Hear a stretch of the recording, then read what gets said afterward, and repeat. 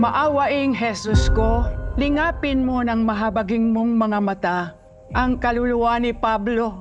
Kaawaan at patawarin ang kaluluwa ni Pablo.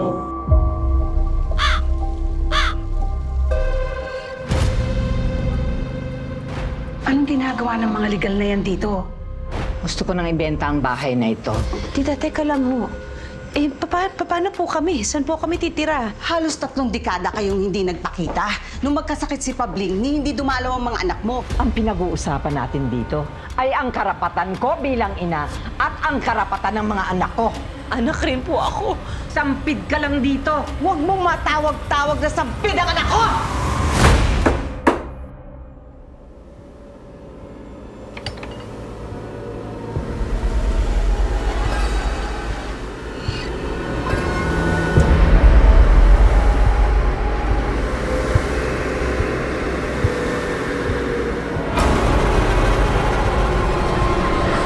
May pesteng nakapasok sa bahay na to. Verba revelare verum.